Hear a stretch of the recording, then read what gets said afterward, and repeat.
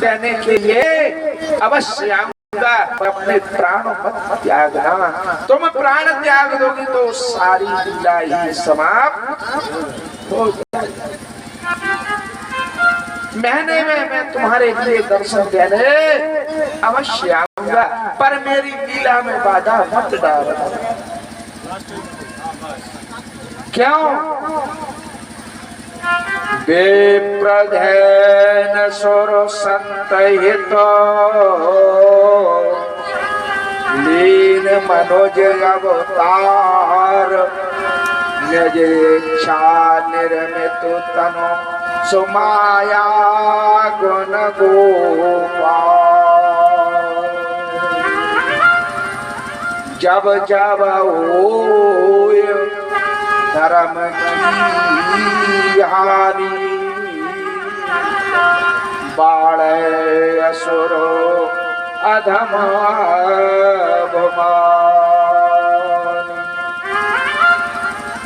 अधर्म ही तो बड़ा है, धर्म संस्थापनाय संभवामि युगे युगे। पृथ्वी मैया गई थी ना कि मैं इन पापाचारियों दुराचारियों का भार सहन नहीं कर पा रही थी।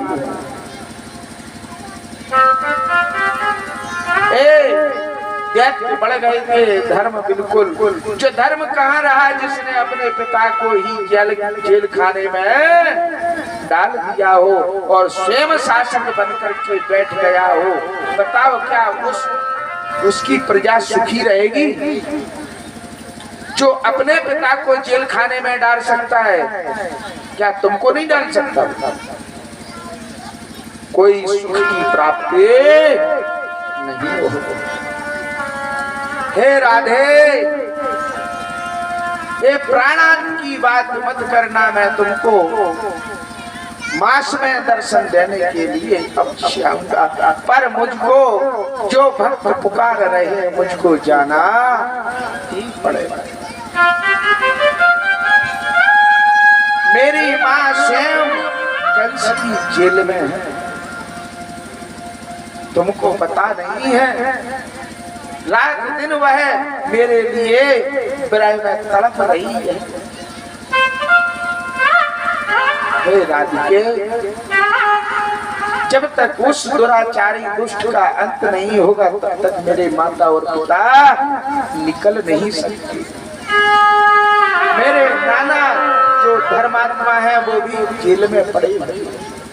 तुम कहो तो नहीं जाता हूँ।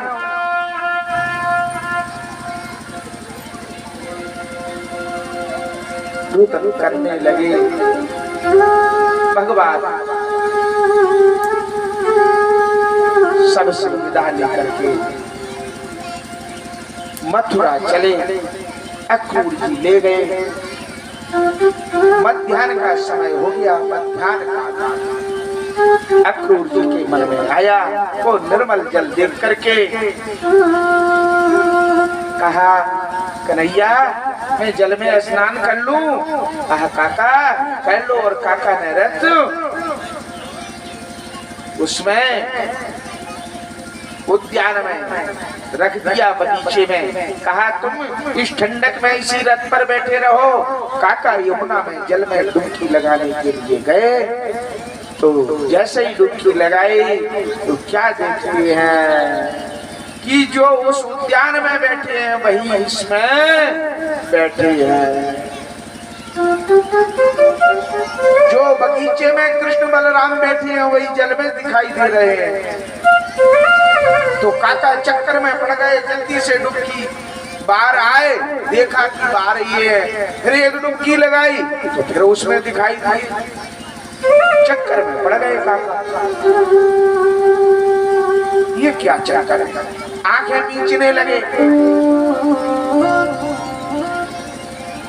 तो वहीं से हंस रहे, काका अभी एक दो डुबकी और लगा लो, ठंडक आ जाएगी। काका और लगा लो डुबकी। काका तो चक्कर में पड़ गए कि जो यहाँ पर बैठे वो अंदर बैठे, जो अंदर है वो बाहर है। सब घट भीतर राम विराज, सबके घट में वह ब्रह्म विराज। निश्चित आए पटेल साहब, आज तो बड़ी भीड़ हो गई, क्या बात है? सही सुनाइयो, आज काय आए इधर के दिन से काय नहीं आ रही, सही सही सुनाइयो। भी आओ किसनी से कितने जल्दी जल्दी आ गए हैं? आज विवाह है रुक्मणी जी का, इसलिए जल्दी। हाँ विवाह है, देखो मालूम नहीं है तो कि जो भीड़ जो है विवाह के चक्कर में है। क्या महाराज विवाह होगा आज? भगवान का विवाह होगा। अच्छा, ये हमें तो मालूम ही नहीं है। जैसे भीड़, बोलिए वृंदावन बिहारी लाल की जय। तो पहुंच गए, साष्टांग प्रणाम किया। हे प्रभु, आज आपके दर्शन करके मेरा जीवन धन्य हो गया। नमः श्री कृष्ण चंद्राय परपूर्णकाय च असंख्याण्डाधिपते गोलोकपतये नमः। श्री राधापतये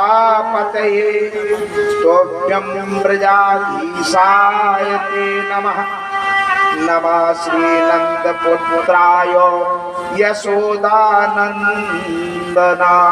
च। देवकी सत गोविंद वासुदेव जगत्पते। यदुतम जगन्नाथ पायमां पुरुषोत्तमः। हे गोविंद, हे पुरुषोत्तम, हे हरे। प्रभु आपकी माया को कोई नहीं जान सकता। अक्रूर ने कहा कि घर चले, तो कहने लगे अभी घर नहीं आएंगे, अभी तो हम मथुरा में आए, यज्ञ में आए, यज्ञ देखेंगे, मथुरा को देखेंगे, भ्रमण करेंगे, घूमेंगे। मथुरा में प्रवेश हो गए।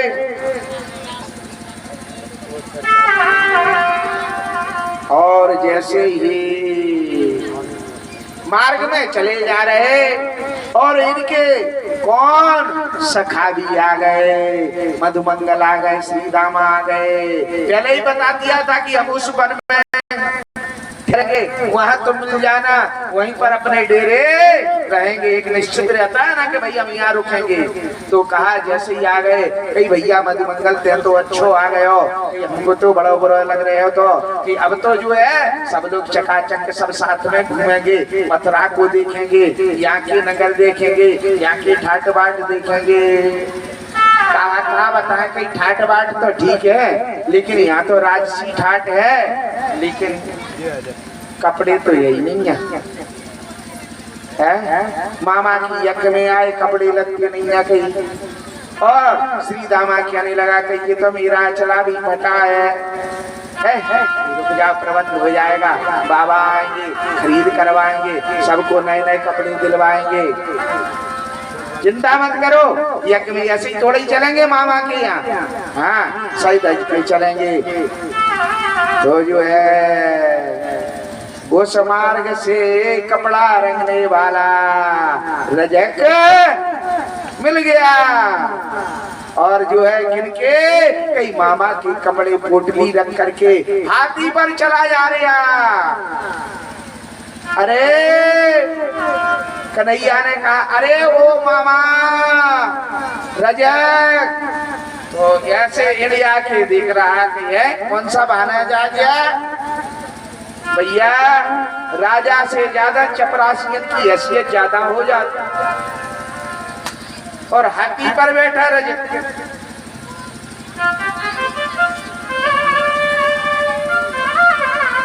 भाई मामा मामा कह रही है कौन? एक गांव में, गांव का भान है जो, तो वो पूरे गांव से मामा क्या नहीं लगता है, नहीं कहता है कहीं कौन का भांजा वो सबन से ही मामा क्या नहीं लगता है।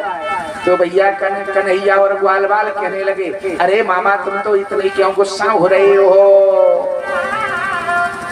अरे कौन किसका मामा, कौन कहाँ के? अरे तुम कहाँ से आ गए? जंगली आ गए? अरे तुम तो गाय चराने वाले लगती हो, बरेतिया लगती हो, कहाँ से आ गए? क्या बात है? अच्छा हाँ मामा व्यवस्था बना दो। काय की व्यवस्था? कहिए कपड़े रखें। हाँ ये तो राजा की है, राजसी ढाट है, तुम जैसी बरेतियों के लिए ये कपड़े नहीं है। कहीं देख ले कन्हैया और चल मामा की और करवा ले बदनामी, और करवा ले बदनामी। जी लिखो तो मामा की यहाँ आएंगे। बताओ लोग कहीं धोबी सरी के कम से कम डांट रहे और आगे चल के क्या स्थिति बनेगी कोई भरोसा नहीं है। बोलिए वृंदावन बिहारी लाल की जय। कन्हैया लाल ने सीधाई कुचक के एक जो है कनपटी में एक तमाचा मारा और उसकी गोविंदा नमो नमा हो गई। मामा मर गए, मामा मर गए, मामा मर गए। और जो है उन कपड़ों को लिया, पोटली खोली। अरे मामा को मर जाने दो, पहले तू अच्छे अच्छे कपड़े पहनो। सो भैया वो अब बड़े आदमी के कपड़े तो झापक झुआ खाऊ के तो बड़े हो रहे, खाऊ के छोटे हो रहे हैं। बोलिए वृंदावन बिहारी लाल की जय। ये जो मामा जी मारे गए, क्यों मारे गए? रजक मामा मारे गए, ये कौन थे? पटेल साहब ध्यान से सुनना, हाँ बात कायदे की है। नहीं मोबाइल बताए नहीं बताए, लेकिन हम बता रहे थे तभी तो ये दक्षिणा देंगे, वैसे देंगे क्या? बताई की तो दक्षिणा है और काई की है। तो जो है राम जी जिस समय रात्रि काल में भ्रमण कर रहे थे, आपको कथा बताई थी कि इस बात को आगे चल करके बताएंगे। राज्य करने लगे राम जी, लौट करके आए तो क्या कहा था इस रजक ने? लेकिन भगवान उस समय मर्यादा में थे, मर्यादा पुरुषोत्तम थे। कहा सुन, मैं वह राम नहीं हूं कि जो सीता रावण के पास रह करके आई और उन्होंने पुनः रख लिया। तू 2-4 दिन कहाँ रह करके आई, मैं तुझको त्यागता हूं। और उसकी पिटाई लगा रहे थे, तभी जो है ये बात राम जी सहन नहीं कर पाए थे। कहा इस समय तो इसको सजा नहीं मिलेगी, आगे चल के सजा मिलेगी। तो यही वही रजक है। सो भगवान ने एक दिया से आके कहीं फिर भी चपड़ चपड़ कर रहा है। जब भी तूने नुकसान किया था और अब भी नुकसान कर रहा है। सो वही उसकी गोविंदा है, नमो नमः कर दी। बोलिए वृंदावन में हरि लाल की जय। क्यों कि तूने भी मेरी गृहस्थी में आग लगाई थी, अब मामा की यहाँ जाने में रुक रहा है। बता सो वही उसकी गोविंदा नमः कर दी। बोलिए वृंदावन में हरि लाल की जय। अब मिलते में शरदी जो है बढ़िया मलियागिर का चंदन घिसे हुए और एक कटोरे में लिया। कौन के? कंस मामा के। और जिस समय जिस दिन से सुनी के मारने वाला पैदा हो गया, हमारा गांव के सर लो जाता, जब जो है वो चंदन थापक धुआ लगा ले तब उसका मस्तिष्क ठंडा पड़ता, शीतल पड़ता। चंदन की विशेषता है, चंदन चंदन विष लिपटे रहत भुजंग। चंदन से सर्प लिपटते हैं। क्यों? इस सर्प के अंदर जहर की गर्मी होती है और चंदन ठंडा होता है। तो चंदन ठंडा होता है, चंदन की विशेषता। तो शरदी लिए चली जा रही है।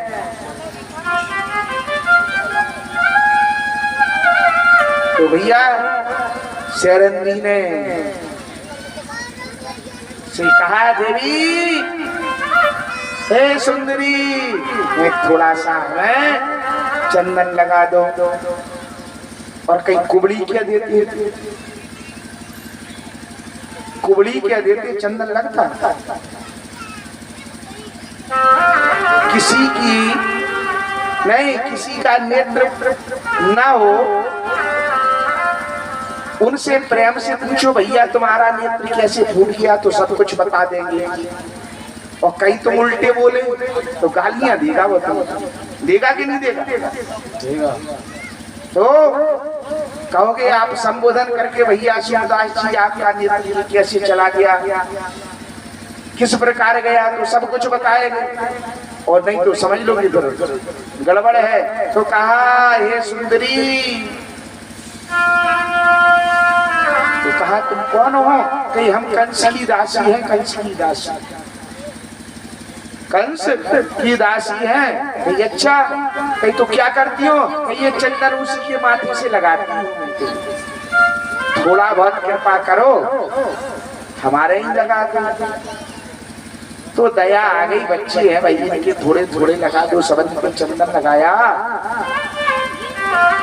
कहा, सुंदरी, भगवान ने कहा अब हम तुमको चंदन का उपहार देते हैं। भगवान ने जो है उसके चरणों पर अपने चरण रखे और थोड़ी सी हाथ लगा दिया, तो बिल्कुल नव स्वरूपणी हो गई। 16 वर्ष की इतनी सुंदर की लक्ष्मी भी उनके सामने लजा जा।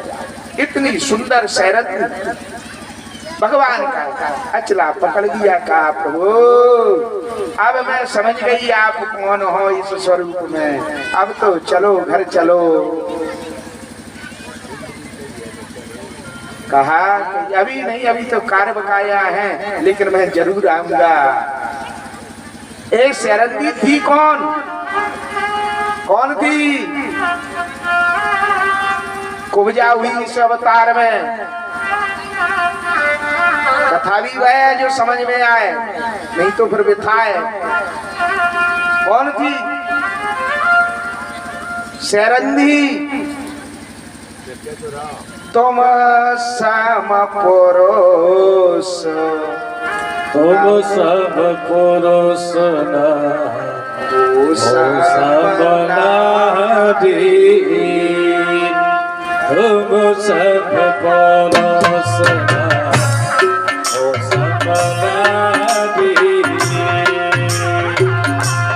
तुम सब पुरुष सब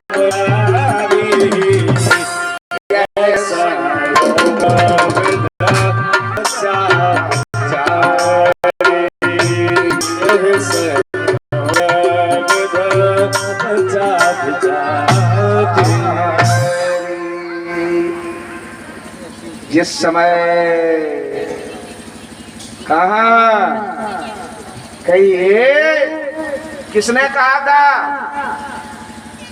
तुम संपुरुष नामो सम नारी? कौन थी वो? नाम बताओ। नकटी।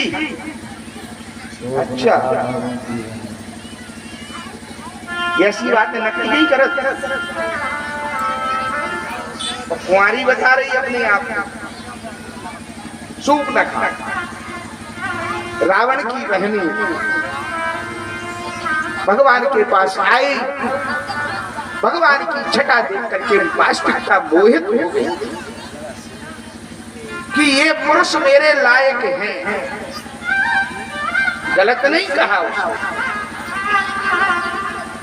उसने गलत नहीं कहा कि ये पुरुष मेरे लायक हैं। और भगवान जिसके सामने हो तो कौन नहीं कहेगा कि मेरे लायक नहीं है। लेकिन भगवान मर्यादा में थे, मर्यादा पुरुषोत्तम एक नारी थी। लक्ष्मण जी को इशारा किया तो नाक काट दी उसकी।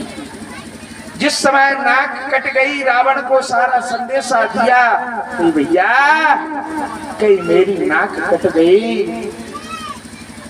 जिसकी नाक कट जाए फिर वो क्या करता है, मरने तुल्य हो जाता है कि जिंदा रहता है? बताओ। अब आप बताओ वो शूर्पणखा गई कहाँ थी, कहाँ चली गई थी? मर गई थी? नहीं है बताओ। लड़ाई तो दुनिया करा दे, लेकिन वे गए कितने? लेकिन वह जाकर के पुष्कर में उसने 10,000 वर्ष तपस्या की। पुष्कर तीर्थ में जाकर के उसने 10,000 वर्ष तपस्या की और किसकी? भगवान शिव की आराधना की। वंदे देव उमापतिं सुरगुरुं वंदे जगत कारणं वंदे पन्नग भूषणं मृगधरं वंदे पशूनां पतिं वंदे शूर शशांक वह्ननयनं वंदे मुकुंदं प्रियं वंदे भक्तजनाश्रियं च वरदं वंदे शिवं शंकरम। भगवान शिव प्रसन्न हुए, कहा शूर्पणखा क्या वरदान मांगना चाहती है? मैं तुझसे प्रसन्न हूँ, जो मांगेगी वह मिलेगा। तो भगवान शिव से कहा, प्रभु जिसको चाहा उसने ना कहा, जिसको चाहा मैंने ना कहीं कट गई। मैं राम जी को मैं कोई पति बना